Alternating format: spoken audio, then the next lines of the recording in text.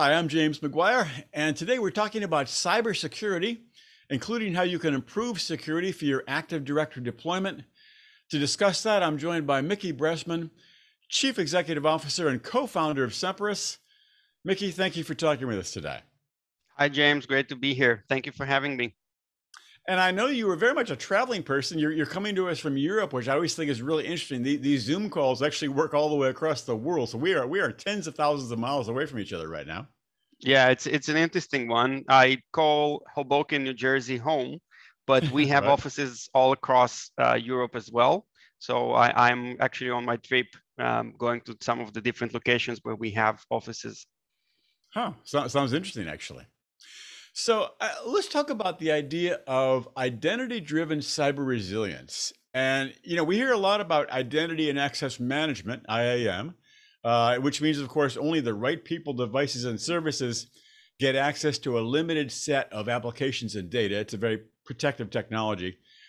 How does that tie into identity-driven cyber resilience, and how can that idea help companies? Sure, that's a good question.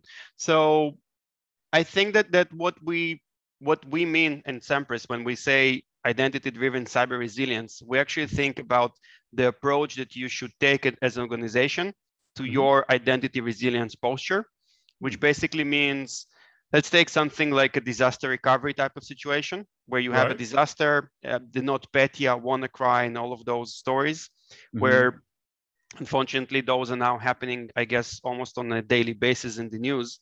Right. So if you think about what the recovery from such a scenario looks like, and the Maersk story, which is the most commonly discussed one, where it took, I think, about 10 days, according to the CISO, just to rebuild the Active Directory portion.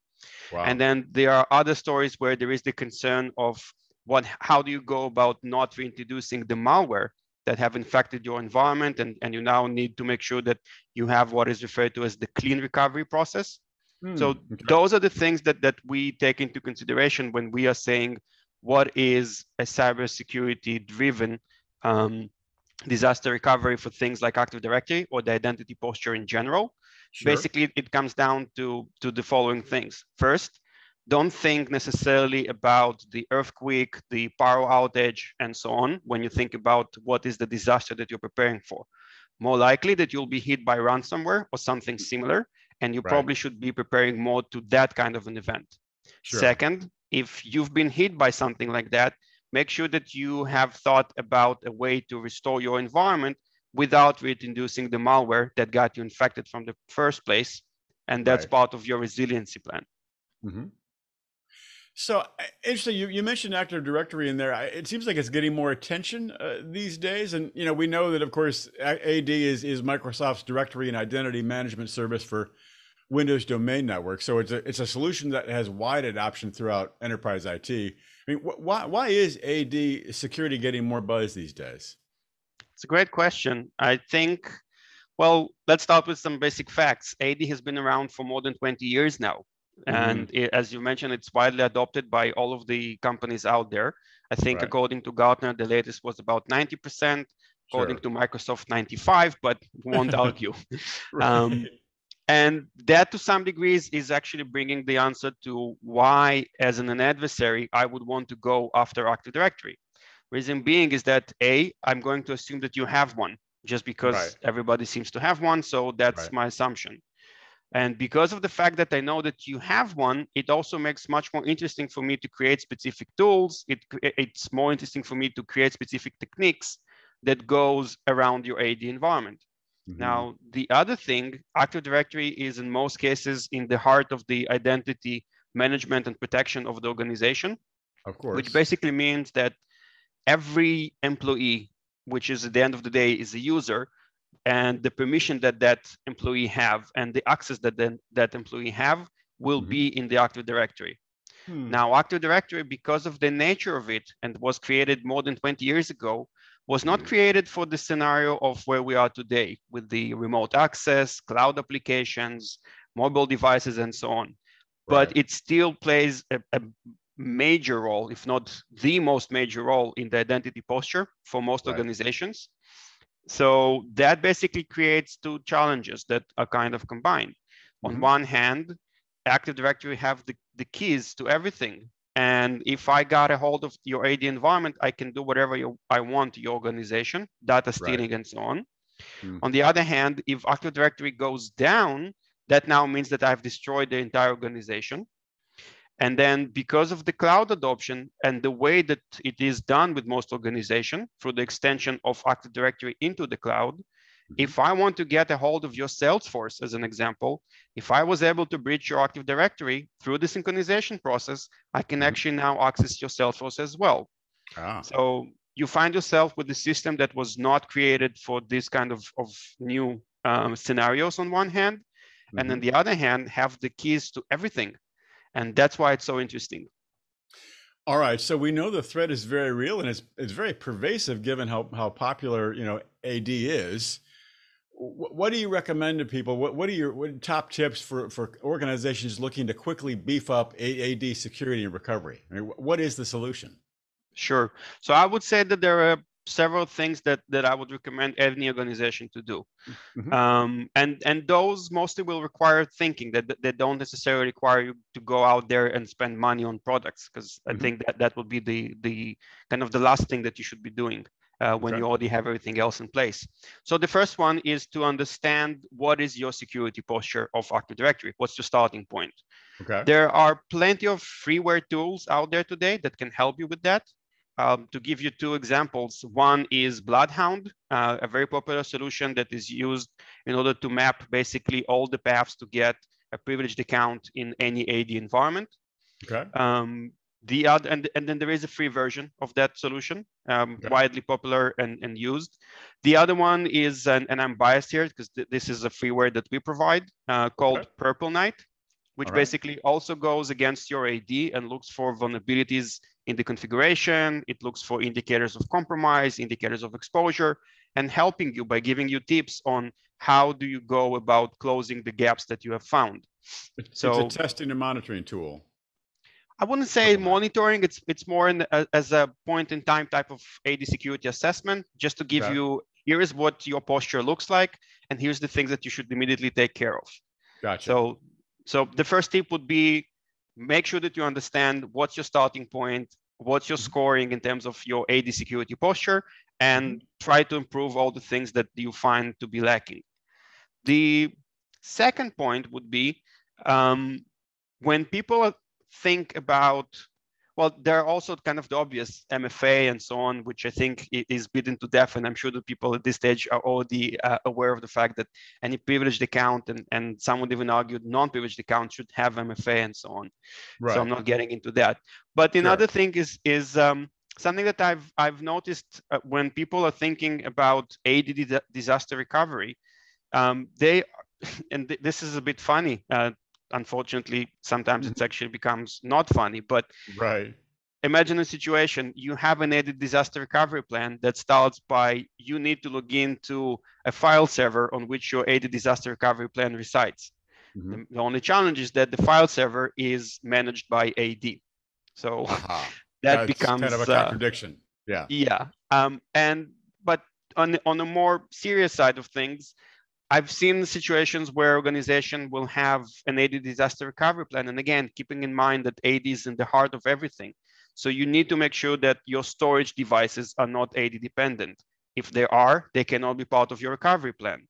You need to make sure that your networking devices are not AD dependent. If they are, they cannot be part of your recovery plan, and so on and so forth. And there is a lot of things that only when you start to think about it, you realize that AD is all over your organization. So you need to make sure that you understand all of those dependencies. Now, the last thing would be, make sure that you understand what is your business case. Meaning, when you are thinking about what a disaster recovery plan of AD should look like, and I'm talking about disaster recovery just mostly because this is the resilient part of AD, or at least a part that many organizations unfortunately don't fully understand. Make sure that you understand what is your business drivers. So for instance, if you are a financial organization, in most cases, it will mean that you would want to have first your headquarters restored, because that's where your business processes are taking place, all the financial transactions. which means that you need to have the applications that are running those restored first, and those will have dependency on the AD in the headquarters. On the contrary, if you are a pharmaceutical company, there is a very good chance that you actually care much more about the production line, which is in what might be referred to as a remote site. And then in that case, you would want to restore that environment first and only then take care of the headquarters. Okay. So the understanding of what is your business processes, how the different applications align to those, and the infrastructure dependency to make all the business things run is crucial in any disaster recovery planning and business continuity planning. And it's even more crucial when it comes to something like the Active Directory. All right, so let's take a look to the future of cybersecurity. I think there's at least a couple of key milestones. One is, where will we be with this deluge of ransomware? I can't believe how bad it's gotten. The security breaches in the ransomware, wow, it's really a problem over the last year or so. It's exploded. So I guess, what do you see as the future of cybersecurity, say 3 to 5 years out? Are we going to look back at this period and go, oh yeah, those were the bad ransomware years. I'm glad we got past that. Or will we ever get past it? And what do you see in the future that we might not see now in terms of cybersecurity? So to some degree, I always say that 5 years is too far away. It's kind of beyond the right. Yeah, but yeah. But I think that 3 years from now, I think that on one hand, we will continue to see the trend of what is called digitalization and the digital adoption that many organizations are going through. Right. And I strongly believe that we will see more cloud adoption. We will continue to see more processes becoming as automated as possible. And we will see in general more kind of transition to the digital type of operations. Right. That with that together, that will bring much more vulnerabilities just because of the nature of the game. As soon as you move something to be more digital, then from the digital perspective, there is more chances for somebody to go after it. Of course. And because of that, I have a strong feeling that unfortunately the ransomware pandemic is not going away anytime soon. I don't know if it will become worse. I mean, I don't know how much worse from what it is already it can be, but I think that unfortunately we'll continue to see the same type of a situation for a while. The only thing that I think that might be able to help, and I have some doubts about it, is actually have nothing to do with the computers and so on, have to do with politics. So if the different countries that today are, let's call it a bit less eager in fighting the cybercrime wave, if they will become a bit more eager, then potentially we'll see a change. Personally, I very much doubt it. Okay. In other words, those companies where the ransomware bad guys are hosted, you feel like those companies are not taking the active role they could take to damp it down. That's at least my assumption. Let's put it this way. All right. Yeah. Did we miss a milestone? I want to make sure there's anything else that maybe we don't see in the future. I know 5 years is probably too long. It's interesting that we put that. I think it's true. Is there anything that is coming that we should be aware of now, even apart from ransomware? Yeah, so I will make a prediction that is a bit different from the market. Okay, good. Yeah, there is this notion that I'm getting from the market and talking to analysts and so on, that in 3 years from now, everything is going to be, or 5 years from now, everything is going to be cloud-based. Right, and and I seriously doubt that. With what I've been seeing with the customers that we are talking, they are all adopting clouds for different workloads, especially for the ones that make sense to them. But I also see things that I haven't seen, I want to say about 3 years ago, I see investments happening at the data center. And that to me is an interesting observation, because all of a sudden it looks like companies will use certain loads in the cloud, but they will potentially also use certain loads in the data center. And I think it's even more interesting, the comparison of what I'm seeing between the US and Europe, where in Europe, from what I'm seeing, it's actually much heavier on the data center than on the cloud. Really? It's a really interesting observation. And I've heard, rumors of that, and that obviously the cloud has a lot of advantages, but so does the data center. On-premise has advantages that have been kind of swept under the rug as in this, huge mega trend toward the cloud. I mean, uh, you so it's interesting. So you think that the data center is here to stay, especially in Europe? I'm sure that some Americans might say, "Oh yeah, well, of course those Europeans they're not moving as fast as us, so of course they're not adopting the cloud as fast as us, and maybe they have more compliance concerns and more serious about compliance and data privacy concerns there." What do you think is fueling the move towards that data center love? I mean, why do people? Why is the data center still going to survive? So I'll tell you a few observations purely on the US side. Okay. I had a discussion with one company that did basically an analysis of costs. Okay. And certain things, as you can imagine, makes more sense to go and run on the cloud. Typically, those will be instances where either it's something that is already widely adopted by the entire industry, which drives the cost down, Right. or you have those type of applications, especially like e-commerce or things like that, that during peak times, they go really up and down. So imagine Christmas time as opposed to, Right. Those where you want to have this flexibility of up and down, then definitely the cloud makes a lot of sense. Of course. But then there are plenty of scenarios where the cloud will actually cost you 5 times, maybe even more than the cost of what you have in the data center. And I'm saying that based on discussions with CTOs of very big companies. We work with some of the biggest enterprises in the world.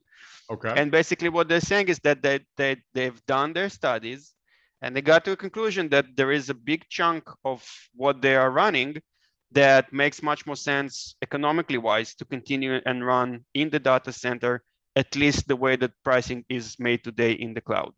It's interesting. It may mean that the cloud competition is not going to, price competition has not gone as far as we hoped or it was expected. I mean, I think the sense, of course, always with the cloud, you're constantly renting it, you never own it. I think that the cloud proponents would say, well, if you never have to worry about, replacing a server, and you never have to hire some of those personnel that you'd have to hire for your data center. But you're saying that still, even giving those considerations, the data center could be cheaper than the cloud. That's really interesting. It very much depends on what is the use case and what is it that you're trying to achieve. But also, as you pointed out just a bit earlier, in some cases, it might be that the regulation is stopping me from moving to the cloud because I have some dependency on what can be where. And also, just to be fair, the cloud is progressing almost on a daily basis. Of course. So potentially what I'm seeing today will not be the fact in 5 years from now. That's why making prediction for 5 years is a bit too far from me.